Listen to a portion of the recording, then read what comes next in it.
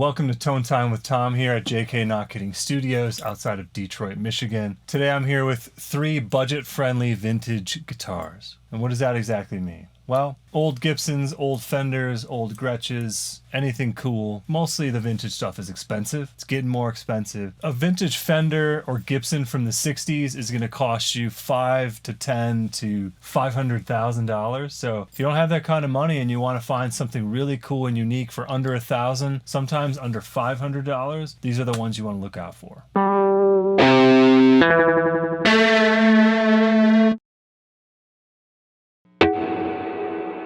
So if you're looking for something unique and it is vintage and it's going to be kind of your own thing, these are great ones to look out for. These budget-friendly guitars are favorites in the hands of Jack White, Beck, Phoebe Bridgers, St. Vincent. They were finding these guitars typically at pawn shops and loved the unique character of each one, but also that it's a sound that you're not finding in any other Fender or Gibson or other variety. Not all of these guitars play great, and not all of them sound great, but they are unique and they are fun to experiment with. Sometimes the tuning up and down the neck won't quite be there, but if you can find where it's holding its tune or where it's staying in tune, just use that for what it is. The pickups can often be a little finicky, and the wiggle sticks, like on this Prestige, don't even touch that thing because it won't go back to tune. But you could still have fun with these and get a unique sound out of them. Get a unique challenge of when you're like fighting the guitar. Yeah, that's a good point. So that is something that actually Jack White has said in some of his interviews about fighting the guitar in a way, where he could have gone and bought a new guitar but liked that kind of challenge and that unique quality of those various vintage guitars that he played. If you like this type of content where we're talking guitars, pedals, amps, recording gear, make sure to subscribe here, and we're always doing these great kind of videos from the studio. So today I'm playing an amp that's another cool vintage kind of oddity, budget-friendly thing. It is a Gibson Minuteman from the mid-60s. Gibson amps are really incredible. We use them a lot here and are typically a lot less expensive than a Fender. A mid-60s Fender of this size, let's say, it's a 15-watt Minuteman. It's compared to a Princeton. A mid-60s Princeton will cost you $3,000 or $4,000. This mid-60s Gibson Minuteman is going to run you between $500 and maybe $800. So quite a bit different. Also a lot more of a unique sonic palette, especially the way this one has been modified. And it is a very simple mod. It is an unobtrusive mod. And if you DM me, I'll tell you what it is. So the Gibson amp here is on 5 with the treble pretty high. It's a darker amp. And we're just going to hear how these guitars respond to this kind of gain. Typically, these guitars don't sound great clean. I wouldn't go to these for a clean sound. I would go to them for a more driven, kind of unique character. All right, here we have a Silvertone Jupiter. This is a real cool guitar, mid-60s time frame. It has this beautiful gold sparkle that you can kind of see here when I move it around.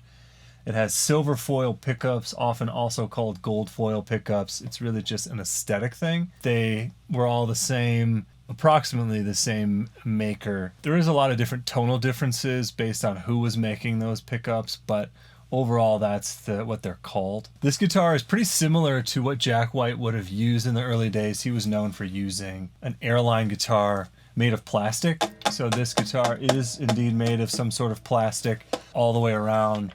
There is some wood in there to kind of add as a bracing, but that's where you're getting this hollow plastic sound, kind of synonymous with the airlines. This is also really similar to what Phoebe Bridgers has used and also to St. Vincent. Not that one.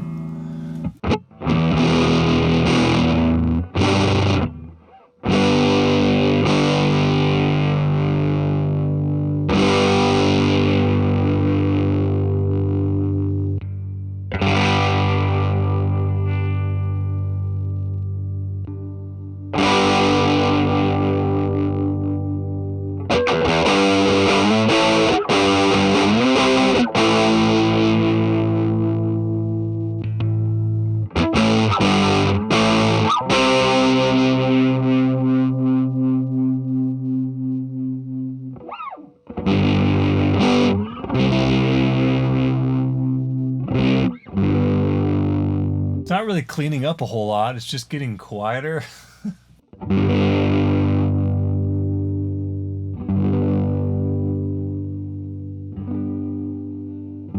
Yeah, there's some clean sound.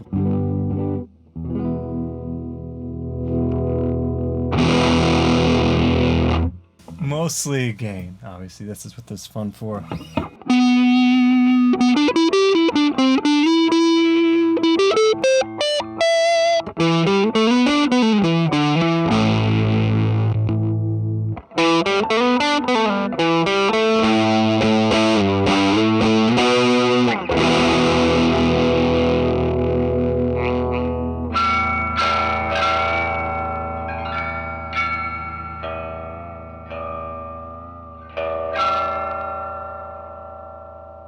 Alright, so as I mentioned, we have our Silvertone Jupiter here. This guitar can be had for under $1,000, typically in the $600 to $850 range, depending on where you're at. About $750. $750? Yeah, I think $700 or $750. Do you want me to say all that stuff? Yeah. So we got this locally here in Detroit at Berkeley Music Company for either $700 or $750. So this guitar, especially with all this gain, is pretty full sounding. It's not very articulate. It's kind of woofy sounding, especially in the neck pickup. But I like it for those chunky chords. Not a lot of sustain. It definitely has that garage rock sound. I mean, I think inherently the garage rock movement through the 60s was because these people had budget guitars and budget amps. So they used non-name brand models, right? Silvertone, I believe, based on what I've read, was sold at Sears. A lot of these Silvertone guitars, like I said, you can find them and they play fine, and sometimes they need a little love. But if you're willing to do that yourself or pay somebody to do it, you can often find them for a really great price. Yeah.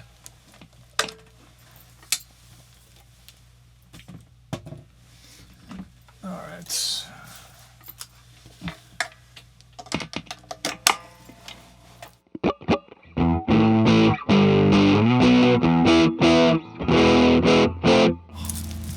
This plays like not so good.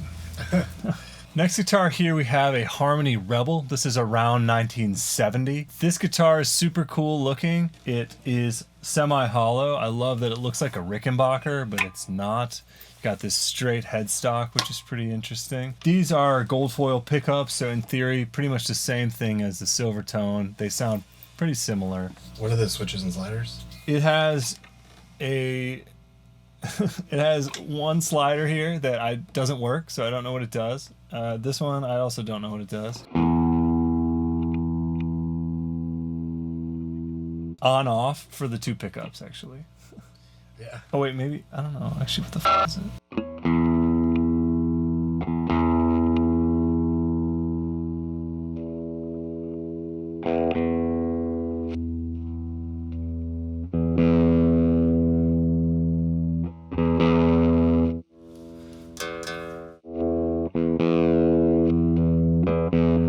That's what it is. So the pickup selector switch is broken on this one, and you know, I don't know, this doesn't really seem to be doing much. In order to get your pickups on and off, you got to do it the old school way and just use your volumes. So if you want your neck pickup, turn the volume on. You want your bridge pickup, turn the bridge pickup on.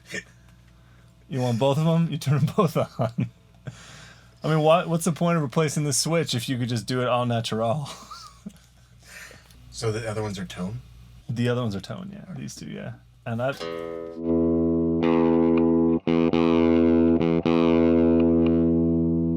Yeah, it's a coil splitter. This is the first coil splitting guitar. So this guitar, a little rough down in here. It still works. That's what's important. You can get the sound. You can still have your adjustments. Paid $400 for this guitar at Motor City Guitar in Waterford. Tell you the secret, they have all these kind of guitars kind of hidden in the back. Go look for them if you want to find them. I know when I bought this maybe 2 years ago, there's a bunch of these kind of quirky vintage, all within that $400 to $600 range, and you'll have fun with it because it is good. And for $400, you know, I don't care if the intonation isn't perfect and if it drifts out of tune, because I'm using it just kind of for what it is here in the studio. Plus, I mean, it looks cool. I mean, it's got devil horns. All right, so similar sound, but you'll hear what it is here.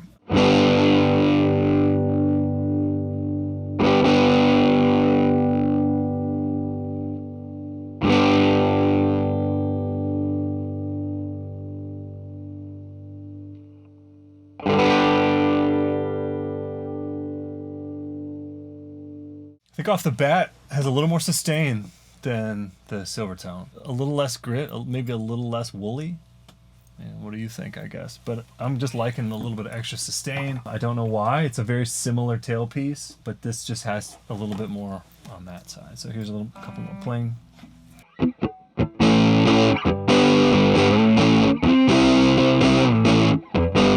seems to have a little bit less gain. Am I just imagining that?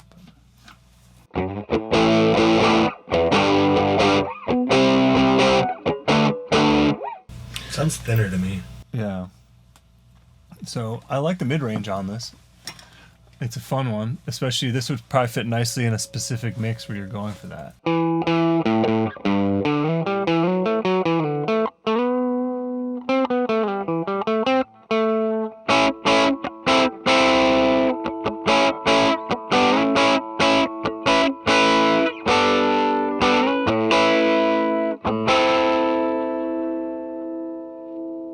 So definitely this guitar is lower output than the Silvertone by quite a bit because it's kind of clean sounding, I think, especially in that middle position. Kind of spankier, which I like.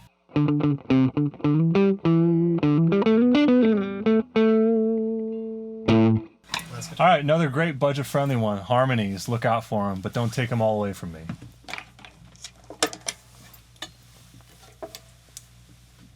Yeah, this is a risky video to make. I know, right? Whatever, nothing's cheap anyway. Threes. Yeah, I don't know how many more I need. Yeah. There's only one, like, if I found one like Brian Pope has, where it's like a full hollow body with a gold foil, but like plays good. Yeah. Those are like $1,200, sometimes $2,000 for like the big jazz box harmonies from the early '60s. Those are not cheap. Yeah. It's each one of those turns on off the pickup. Sick. And then it has volume and tone. It's great. This Yeah. is 4 single coils? Yeah. You could stack them all. I like 2 and 4 on at the same time.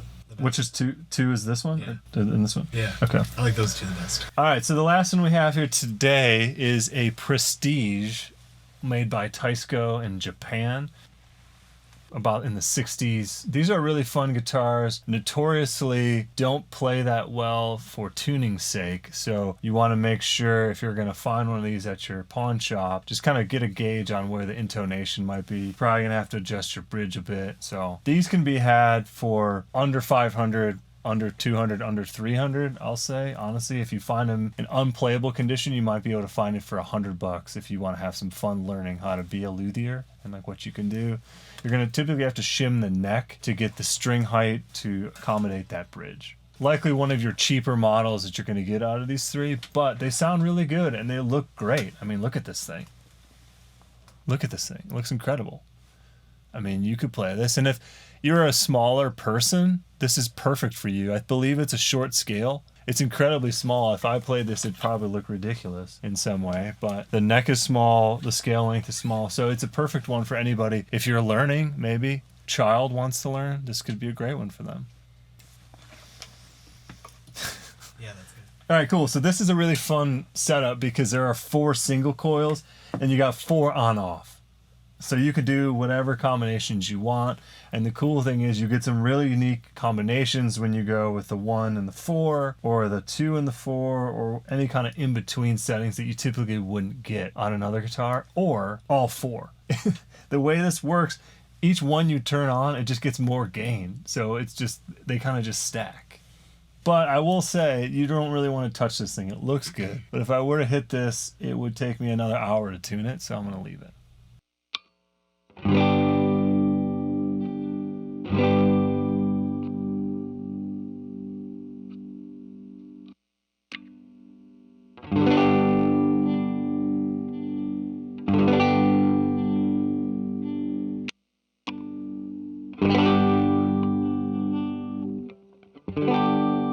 little buzzy. It's pretty hard to bar this chord the whole way, I will say.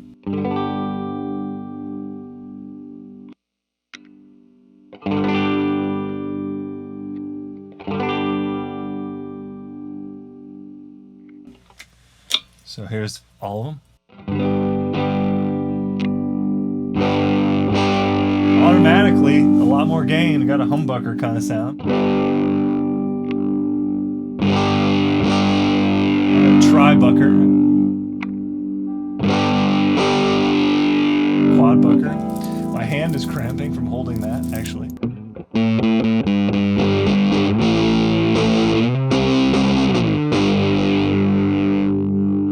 So it's like probably the amount of gain in these 4 pickups equals the Silvertone, I believe. As far as the amount of woofiness and gain, it is, I don't know, it's not necessarily dark. It's dark with all 4, but with just one, it's pretty bright. I think you could get some fun, like...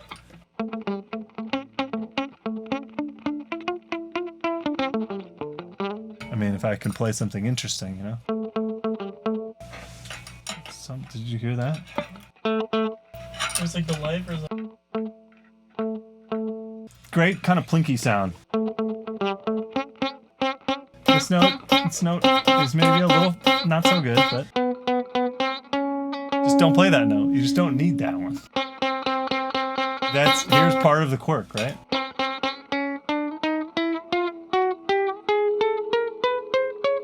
It's good everywhere else.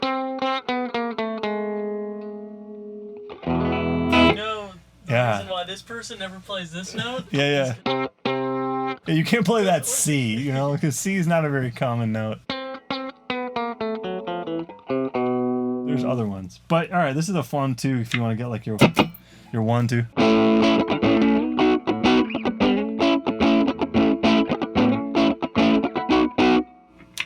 Kind of your stratty sound.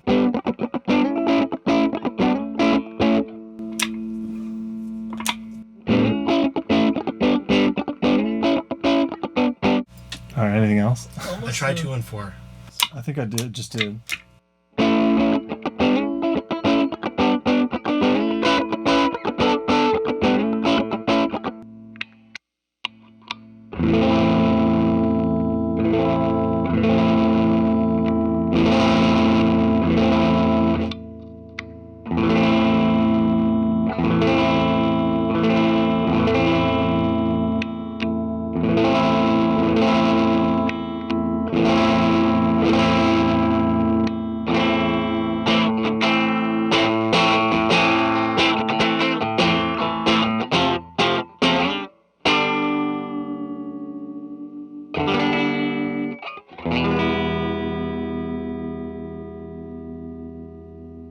So, I think there's that last little lick I was playing, I know it's probably ridiculous, had like a Talking Heads kind of spank to it. So if you could play those chords on this guitar and not it go out of tune, that would be kind of fun. And as I mentioned, don't hit that whammy bar, the wiggle stick, it'll bring it right out. But these guitars are unique. I think this was a couple $100 from a local dude who bought it pretty trashed and cleaned it up, sold it to a friend of ours, and then John has acquired it from that friend of ours.